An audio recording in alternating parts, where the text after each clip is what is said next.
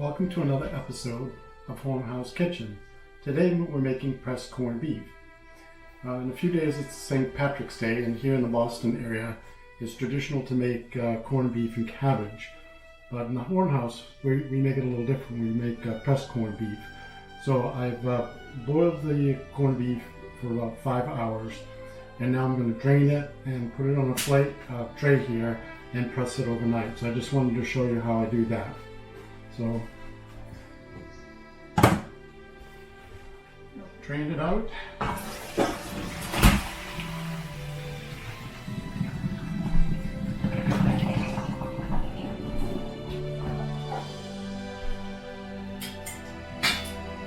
The corned beef is very tender.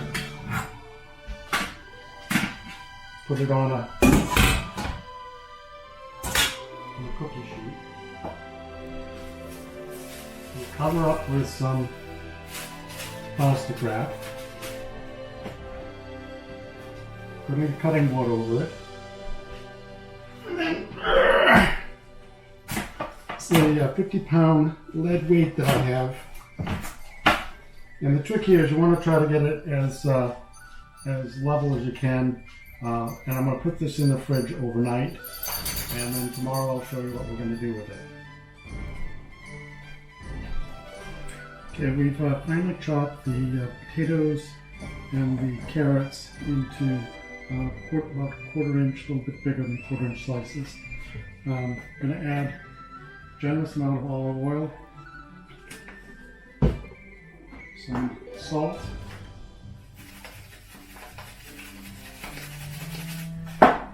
pepper,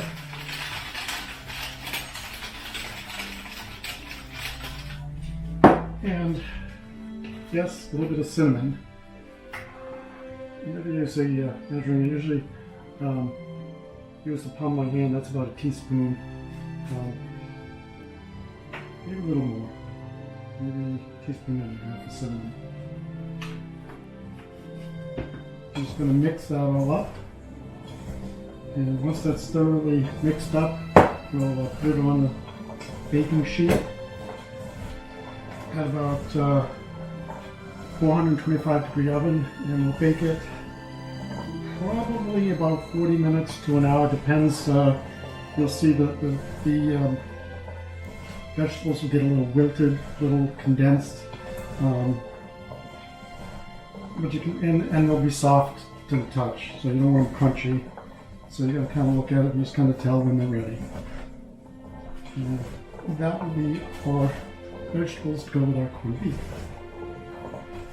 Okay, we're back, and we've taken the corned beef out of the refrigerator. It's been in the refrigerator overnight, and we'll take a look and see how it looks.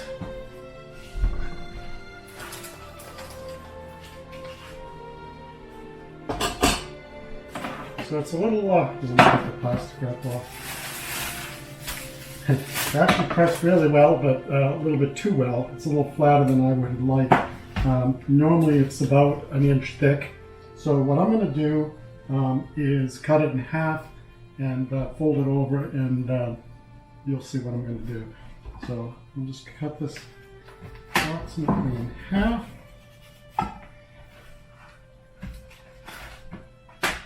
Now what I've done is I've made a glaze out of brown sugar and mustard.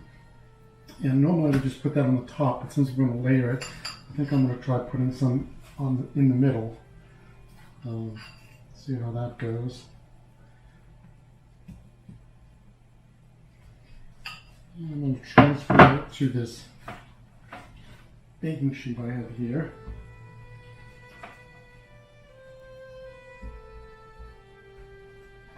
And I'm just going to smother the top with this glaze. So unlike your traditional corned beef and cabbage, this when my children were little, we used to call it candy meat because of the brown sugar glaze. But what's happened by pressing it overnight is a lot of the water is pressed out of it, so it's a very condensed flavor, and it's really good. It's very has a different texture to it than your traditional corned beef and cabbage. So here it is, ready to go in the oven. We'll put it in the oven along with the roasted potatoes. And use the same baking sheet I have here to bake the potatoes and vegetables that I had. I'll just put some parchment paper down.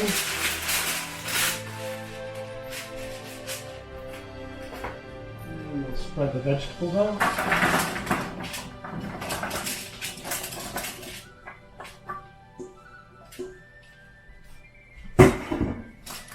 You want to spread the vegetables out as evenly as possible, and probably about halfway through the cooking I'll stir them up and make sure they get them evenly cooked.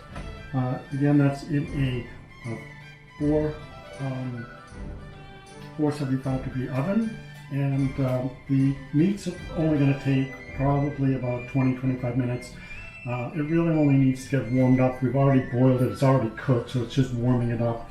So I'll put that in for about 20 minutes, but the vegetables are probably going to take about 40 minutes. So we'll pop that in the oven and we'll get back to you when that's done.